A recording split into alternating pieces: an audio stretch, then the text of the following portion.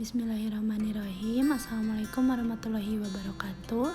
Perkenalkan, nama saya Aksama Bila Jaratul Iman dari kelas C12 NPM 101211375.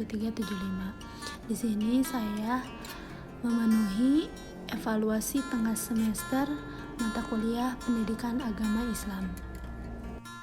Di sini saya akan sedikit mengulas materi sebelumnya, yaitu ma'rifatullah. Yang pertama ada mahabbatullah atau mencintai Allah. Yang kedua ma'iyatullah atau kesertaan Allah. Mahabbatullah atau mencintai Allah, artinya mahabbah itu artinya cinta. Hal ini mengandung maksud cinta kepada Tuhan. Lebih luas lagi bahwa mahabbah memuat beberapa pengertian. Yang pertama, memeluk dan mematuhi perintah Tuhan dan membenci sikap yang melawan Tuhan. Yang kedua, berserah diri kepada Tuhan. Yang ketiga, mengosongkan perasaan di hati dari segala-galanya kecuali dari zat yang dikasihani. Yang pertama ada hakikat cinta. Yang kedua, ciri-ciri cinta. Yang ketiga, tingkatan cinta. Yang keempat, kelaziman cinta. Hakikat cinta dalam Islam, cinta kepada manusia juga merupakan perwujudan dari cinta kepada Allah. Jika seseorang mencintai Allah, ia juga akan mencintai manusia lainnya. Hal ini yang mendorong manusia untuk berbuat baik kepada sesamanya. Al-Quran menyebutkan bahwa Allah menciptakan manusia agar saling mengenal dan mengasihani. Cinta yang mengikuti syariat dasarnya Islam. Dalam Al-Quran banyak ayat yang berbicara tentang cinta. Begitupun dengan hadis Rasulullah Shallallahu Alaihi Wasallam. Bahkan keimanan paling sempurna adalah iman yang dilandasi dengan cinta. Tanpa cinta, keimanan yang hanya sebatas nama tanpa makna. Allah berfirman dalam Quran surat Al-Baqarah ayat 165. Adapun orang-orang yang beriman sangat besar cintanya kepada Allah. Cinta tidak mengikuti syariat dasarnya syahwat. Allah berfirman dalam Quran surat Al-Imran ayat 14, dijadikan terasa indah dalam pandangan manusia cinta terhadap apa yang diinginkan, berupa perempuan-perempuan, anak-anak, harta, benda yang bertumpuk dalam bentuk emas dan perak, kuda pilihan, ke hewan ternak dan sawah ladang. Itulah kesempatan hidup di dunia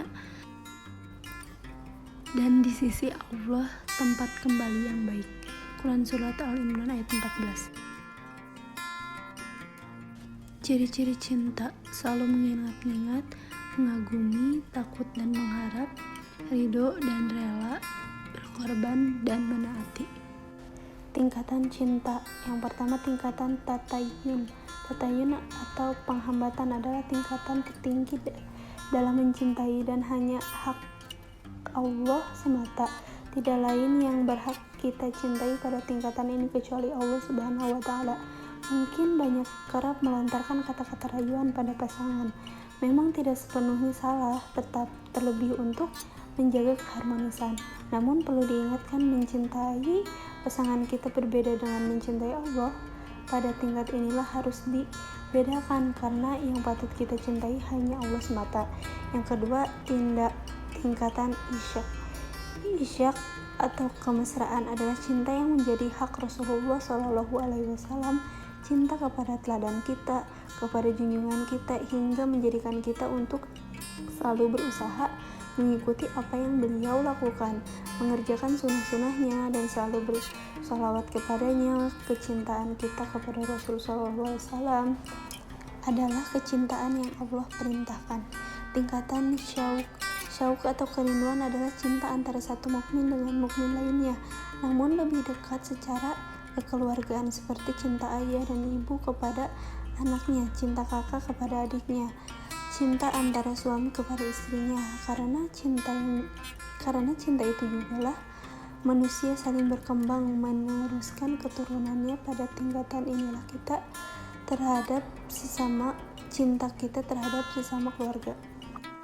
Tingkatan sababah atau empati adalah cinta sesama muslim dalam lingkup yang lebih luas. Walau tak saling mengenal, tidak ada kedekatan secara darah, daerah, bahkan bangsa sekalipun, namun dipersatukan oleh satu kalimat tauhid, yaitu la ilaha illallah. Tingkat atau simpati bisa tentang sisi kemanusiaan. Jadi pada tingkatan ini adalah bagaimana kita bersimpati kepada sesama manusia melihat apapun suku, bangsa, agama sekalipun. Maka jika dia dalam kesulitan, maka alasan sesama manusia cukup bagi kita untuk memberikan bantuan serta pertolongan kepadanya. Tingkatan akalah adalah tingkatan terendah dalam tingkatan cinta. Apa itu akalah? Yaitu cinta yang tidak begitu dalam, yakni hubungan biasa. Bisa saja cinta kita terhadap harta benda dan kehidupan duniawi yang hanya bersifat sementara. Kelaziman cinta yang pertama menghasilkan loyalitas atau wala. Al-wala atau loyalitas masalah yang sangat penting dan ditekankan kewajibannya dalam Islam, bahkan merupakan salah satu landasan keimanan yang agung yang dengan melalaikannya akan menyebabkan rusaknya keimanan seseorang. Yang kedua itu mencintai siapa yang dicintai kekasih pada surat An-Nisa ayat 69, dan barang siapa menaati Allah Subhanahu wa taala dan Rasulullah Muhammad sallallahu alaihi wasallam, maka itu akan bersama-sama dengan orang yang diberikan nikmat oleh Allah, yaitu para nabi, para pencinta kebenaran, orang-orang yang mati syahid, dan orang-orang soleh. Mereka itulah teman yang sebaik-baiknya. Yang ketiga, mencintai apa yang dicintai oleh kekasih. Mencintai apa dan siapapun yang dicintai dalam konteks cinta kepada Allah Subhanahu wa taala tidak terlepas dari kalimat tauhid bagian kedua. Yang keempat, melepaskan diri atau bara. Dalam Islam, al-bara berarti penyesuaian diri seorang hamba terhadap apa yang dibenci dan dimurkai Allah Subhanahu wa taala berupa perkataan, perbuatan, keyakinan, dan kepercayaan serta orang. Jadi ciri utama al-bara adalah membenci apa yang dibenci Allah secara terus-menerus dan penuh komitmen. Dalam kata al-bara terkandung makna al-kufr atau mengingkari, al-dawah permusuhan, al-mufashalah perpisahan, dan al-bughdu atau kebencian. Sikap al-bara juga biasanya diiringi sikap al-hadamu atau menghancurkan atau memerangi juga. Dalam hal ini maksudnya adalah menghancurkan atau memerangi apa-apa yang dibenci Allah Subhanahu wa taala secara terus-menerus dan penuh komitmen. Ma'iyatullah atau kesertaan Allah. Kata ma'iyah berasal dari kata ma'a yang artinya bersama. Ma'iyatullah adalah kesertaan Allah. Jika kita perhatikan dalam Al-Quran ada bentuk ma'iyatullah dalam kehidupan manusia yang bersifat umum dan yang bersifat khusus. Al-Ma'iyah al-Ammah atau kesertaan Allah umum. Al-Ma'iyah al-Ammah ini bersifat mutlak, bahwa tidak ada satupun makhluk baik di langit maupun di bumi yang lepas dari kebersamaan Allah. Ada dua jenis bersamaan Allah yang diberikan kepada seluruh makhluknya secara umum. Yang pertama, pengawasan Allah. Muraqabatullah berasal selalu dalam pengawasan Allah, berawal dari keyakinan bahwa Allah Subhanahu wa taala mengetahui semua perbuatan manusia, baik yang dilakukan secara tersembunyi maupun terang-terangan.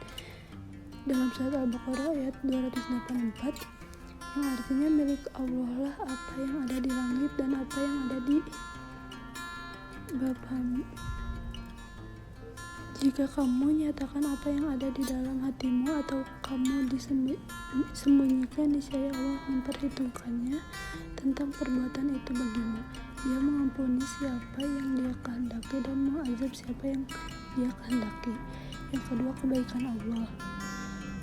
Selain pengawasan Allah, mukmin juga bisa selalu menyadari ihsanullah atau kebaikan-kebaikan Allah yang diberikan kepada seluruh makhluknya, termasuk kepada manusia secara umum, baik mukmin maupun kafir. Tidaklah kamu memperhatikan bahwa Allah telah menentukan apa yang ada di langit dan apa yang ada di bumi untuk kepentinganmu dan menyempurnakan nikmatnya untukmu lahir dan batin. Tetapi di antara manusia ada yang membantah tentang keesaan Allah, tapi ilmu atau petunjuk dan tanpa kitab yang memberi penerangan. Quran Surat Luqman ayat 20. Al-Ma'iyah al-Hassah atau kesertaan Allah secara khusus. Iman, sebagaimana Allah berfirman, sesungguhnya aku bersama orang-orang yang bertakwa dan orang-orang yang berbuat kebaikan. Surat An-Nahl ayat 128. Yang kedua, amal soleh. Ayat ini menegaskan bahwa sesungguhnya manusia berada dalam kerugian kecuali orang yang melakukan 4 hal, yaitu beriman kepada Allah, beramal soleh atau amal kebajikan, saling menasihati untuk kebenaran, saling menasihati untuk kesabaran. Ta'yidullah atau dukungan dari Allah. Quran Surat Al-Anfal ayat 9. Ingatlah ketika kamu memohon pertolongan kepada Tuhanmu, lalu diperkenalkannya bagimu, sesungguhnya aku akan mendatangkan bola bantuan kepada kamu dan serbapa malaikat yang datang berturut-turut. Mencapai sukses. Allah berfirman yang artinya tiap-tiap yang berjiwa akan merasakan mati, dan sesungguhnya pada hari kiamat sajalah disempurnakan padamu. Barang siapa dijauhkan dari neraka dan dimasukkan ke dalam surga, maka sungguh ia telah sukses. Kehidupan dunia itu tidak lain hanyalah kesenangan yang memperdayakan. Quran Surat Al-Imran ayat 185. Selanjutnya, kafir ingkar nikmat Allah. Allah berfirman, mereka mengetahui nikmat Allah, kemudian mereka mengingkari, dan kebanyakan mereka adalah orang-orang yang ingkar kepada Allah. Selanjutnya, lalai. Dalam Quran Surat Al-A'raf ayat 179, yang artinya, dan sesungguhnya kami jadikan untuk isi neraka jahanam kebanyakan dari jin manusia. Mereka mempunyai hati tetapi tidak dipergunakan untuk memahami ayat-ayat Allah, dan mereka mempunyai mata tetapi tidak dipergunakan untuk melihat tanda-tanda kekuasaan Allah, dan mereka mempunyai telinga tetapi tidak dipergunakan untuk mendengar ayat-ayat Allah. Mereka itu sebagai binatang ternak, bahkan mereka lebih sesat lagi. Mereka itulah orang-orang yang lalai. Akibat bermaksiat kepada Allah.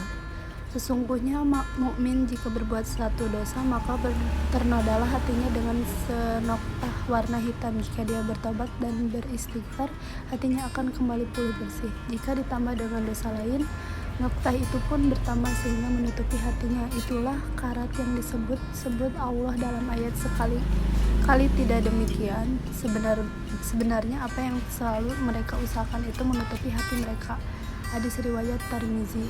Akibat perbuatan maksiat kepada Allah. Yang pertama, maksiat membuat kita berjarak dengan Allah. Maksiat akan menghalangi diri kita untuk mendapatkan ilmu pengetahuan.